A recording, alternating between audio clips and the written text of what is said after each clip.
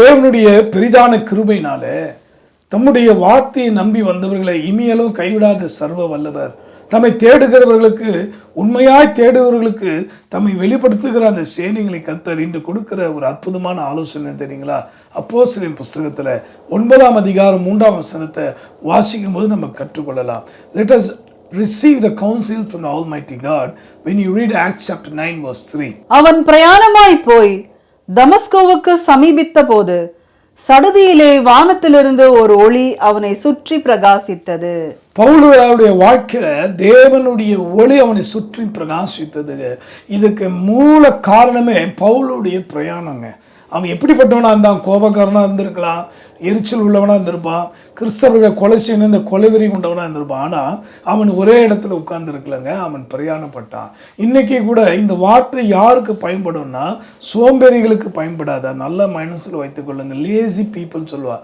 இன்னைக்கு ஆவிக்குரிய வாழ்க்கையில் கர்த்தருக்காக நான் கனி கொடுக்கணும், ஆண்டவருடைய வருகையில் நான் பங்கடையணும், ஒரு கூட்ட மக்களை தேவனுக்காக ஆயத்தப்படுத்தணும் என்று நான் ஜெபிக்கிறேன்னு உட்கார்ந்து கொண்டு இருக்கிறவங்க மாத்திரமல்ல, இல்லை நான் வேதத்தின் ஆழங்களை பார்க்க போறேன், இன்னும் வேதத்தின் ரகசியங்களை அறிய போறேன்னு சொல்லி சதாக்காலம் வேத வசனங்களை படித்து கொண்டிருக்கிற மக்களால் மாத்திரமல்ல. இது ரெண்டு அவசியம். ஜபம் அவசியம், வேத வாசிப்பு, வேத தியானிப்பு.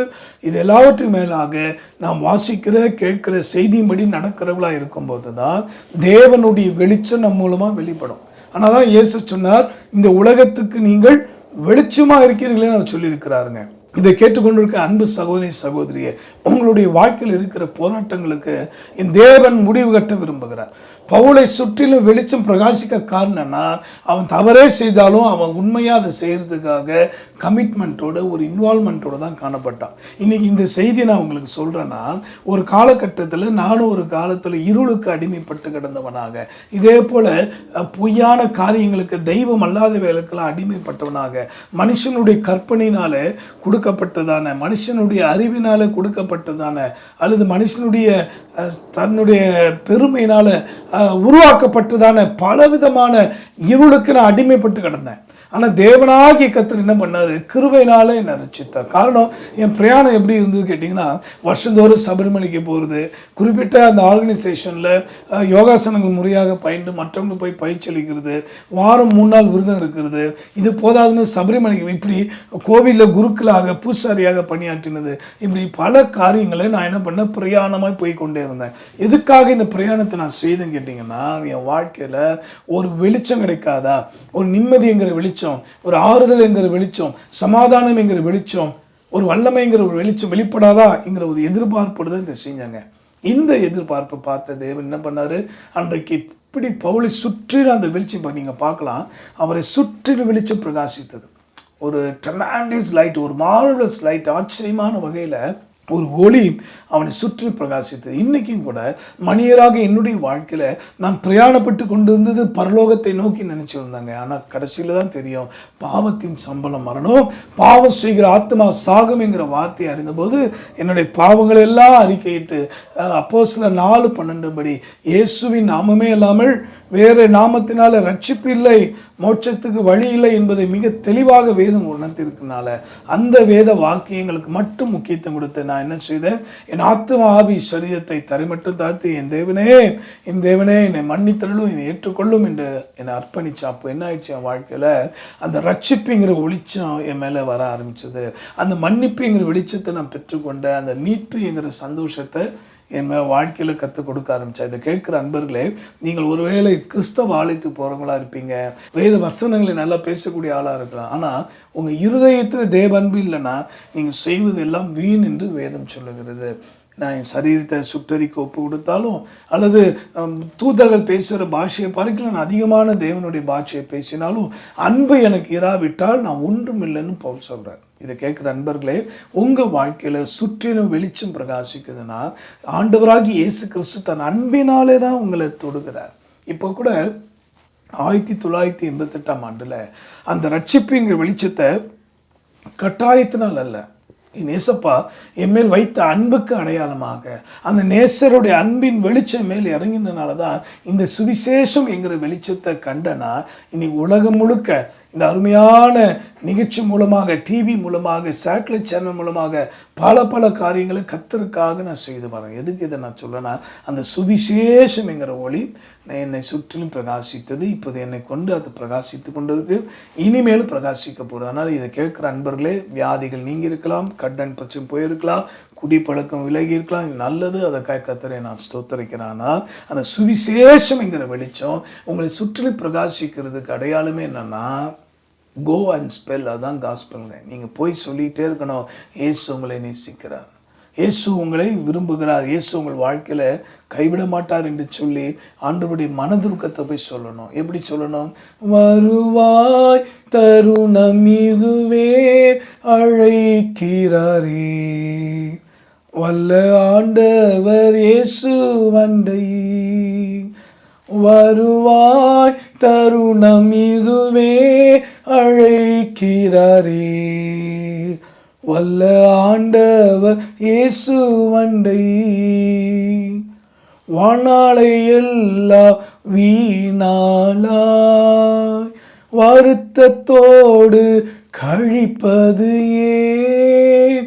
வானாளை எல்லா வீணாளாய் வருத்தத்தோடு கழிப்பது ஏன்?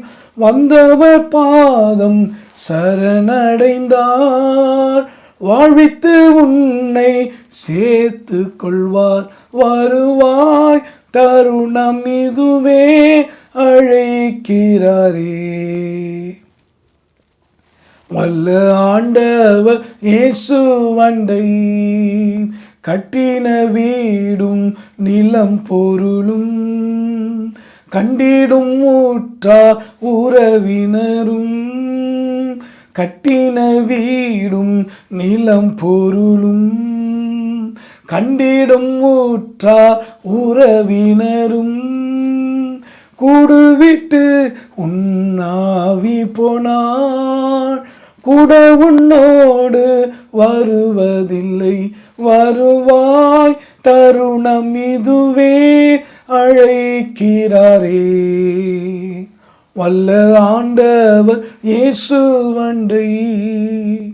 இந்த அன்பு செய்தியதா, இந்த மனதுருக்கத்தின் ஆண்டவருடைய அறைக்கூவலை தான் பாடல் வழியாக எத்தனையோ தெருக்களில் நின்று எத்தனையோ இடங்களில் சென்று ஓயாமல் பறைசாற்றி வருகிறேன். ஏன்னா மனிதராக என்னை சுற்றிலும் அந்த சுவிசேஷம் என்கிற வெளிச்சம் பிரகாசித்தது. இதை கேட்குற அன்பர்களே, இதுவரைக்கும் நீங்கள் பெற்ற நன்மையை, அதாவது ஆண்டவருடைய மனதுருக்கத்தின் செய்தியை, ஆண்டவர் எவ்வளோ அன்பு உள்ளவர், அவர் எந்த நோக்கத்துக்காக பூமியில் வந்தார், எதுக்காக மரித்தார், உயிர்த்தெழுந்தார், ஏன் கன்னி மரியாள் வயிற்றில் பரிசுத்தாவியால் உருவாகி பிறந்தார், எப்படி 3ஆம் நாள் உயிர்த்தெழுந்தார், திரும்ப எப்படி மத்திய ஆகத்தில் வரப்போகிறார்ங்கிற உணர்வை, இந்த வெளிச்சமாகிய உபதேசத்தை, சத்தியத்தை நீங்கள் பெற்றிருப்பீர்களானால் இன்றைக்கே தீர்மானம் பண்ணுங்கள். உங்கள் ஆஃபீஸில், இல்லை நீங்கள் படிக்கிற கல்லூரியில், காலேஜஸில், அல்லது நீங்கள் வேலை செய்கிற இடத்துல, நீங்கள் இருக்கிற தேசத்தில், அது எந்த இடமா இருக்கட்டும், உங்களை கர்த்தர் பிரயோஜனப்படுத்த விரும்புகிறார். எப்படி விரும்புகிறாரு, எப்படி நீங்களும் நானும் பயன்படணும்னு விரும்புகிறாரு? வாசிக்கலாமா? கொலோசியர் புஸ்தகத்தில் 3ஆவது அதிகாரம் 24ஆம் வசனம். Let us read from the book of Colossians chapter 3 verse 24. எதை செய்தாலும் அதை மனுஷர்களுக்கென்று செய்யாமல் கர்த்தருக்கென்றே மனப்பூர்வமாய் செய்யுங்கள். எதை செய்தாலும் நீங்கள் மனுஷனுக்கென்று செய்யாதீங்கப்பா, மனப்பூர்வமாக கர்த்தருக்கென்றே செய்யுங்கள். அப்போ பவுலுடைய வாழ்க்கையில் மனப்பூர்வமாய், அதாவது உண்மையான மனம் திரும்புது அவனுக்குள் வர காரணம் என்னன்னா, அவன் ரட்சிக்கப்படுறதுக்கு முன்னாடி கர்த்தரால் சந்திக்கப்படும் முன்பாக தன்னுடைய வேலையை மனப்பூர்வமாக செஞ்சான்.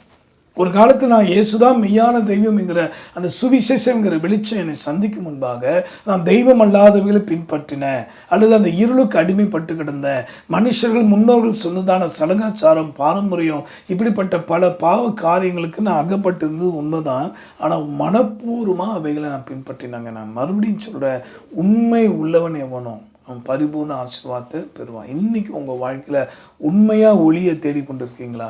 உண்மையாக ஆறுதலை தேடுறீங்களா? சமாதானத்தை தேடுற நபராக நீங்கள்? சும்மா நான் சொல்கிறேன்றதுக்காக உதடலை நீங்கள் ப்ரே பண்ணாதீங்க, அது பிரயோஜனமே கிடையாது. இப்போ எனக்காக யாராவது வருவாங்கன்னா ஒரு நாள் வருவாங்க. ஆனால் உண்மையாக நீ ஏசப்பா மேல் நேசம் வைத்து, அன்பு வைத்து, நீ 2 மனசாக இல்லாமல், இதை பார்க்குற நிறைய பேர் இருமனமாக இருக்கீங்க. அதனால உங்கள் வாழ்க்கையில் ஒரு நிலையான ஆசீர்வாதத்தை நீங்கள் பார்க்க முடியல. தயவுசெய்து நம்ம மாற்றிக்கொள்ளும், மனப்பூர்வமாக வாங்க. மணியராக என்னை இயேசு 13 வயதுலேருந்து 14 வயசு இருக்கும் அந்த நேரத்தில் என்னை அழைத்த போது நான் சங்கடப்படலை, கோபப்படலை, எரிச்சல் அடையில. அப்பா அம்மா கேட்டு வரேன், இவாளை கேட்குறான், அவளை கேட்கலன்னு ஒன்றும் கேட்கல. என்னை அழைத்த தேவனுக்கு உடனே கீழ்ப்படிந்து வந்தேன். சகைவே இறங்கி வாடும் போது அவங்க உடனே வந்தான் பாருங்க. அந்த மீதி அந்த ஜாதிங்கிற மரத்தை விட்டு, விக்கிர ஆராதனைங்கிற மரத்தை விட்டு, எனக்கு எல்லாம் தெரியுமேங்கிற அகந்த ஆணவத்தை எல்லாத்தையும் விட்டு இயேசுக்காக வந்தேன். இது வரைக்கும் 37 ஆண்டுகள் ஆயிட்டுங்க. இம்மியாலும் கைவிடாமல் அற்புதமாக நடத்தி கொண்டு இருக்கிறார். உங்களையும் நடத்துவார். நம்பிக்கையோட வாங்க. தயவு செய்து இந்த சுவிசேஷம்ங்கிற ஒளியை தயவு செய்து கர்த்தருக்காக மனப்பூர்வமாக சொல்லுங்கள். எப்படி சொல்லணும்? அன்போடு சொல்லணும், உண்மையை உணர்ந்து சொல்லணும், ஜெபத்தோடு சொல்லணும். கடைசியாக நான் சொல்லி முடிக்கிறேன். இந்த அனுபவத்தை பெற்றவங்களை ஆண்டவராக இயேசு கிறிஸ்து இனியலும் கைவிட மாட்டேன். ஆண்டவருடைய வேதத்தின்படி இப்போ நம்ம மன்றாடி கேட்க போகிறோம். இந்த அப்போஸ்தலர் 9:3 நீங்கள் மறக்க வேண்டாம். பவுலை சந்தித்த காரணம் அவனுக்குள்ள உண்மை இருந்தது, அவனுக்குள்ள மனப்பூர்வமான தேடல் இருந்தது. அவன் எதை செய்தாலும் மனப்பூர்வமாக செய்தான். அது கெட்ட விஷயமா இருந்தாலும் சரி. ஆனால் கர்த்தர் அவனை சந்தித்த போது தன்னுடைய வேலையில் தன்னுடைய காரியத்தை தவறு என்று உணர்ந்து மனம் திரும்பினான். இன்றைக்கும் அந்த மனதுருக்கம் தான் இப்போ உங்களை சந்திக்க போகுது. அதனால் please change your lifestyle, change your attitudes. Don't be a like what we say hypocrite. மாயமான செய்ய வேண்டாம். கர்த்தர் பிடிக்காது. இருக்கிற வண்ணமாகவே உங்கள் இதயத்தை திறந்து கொடுங்க.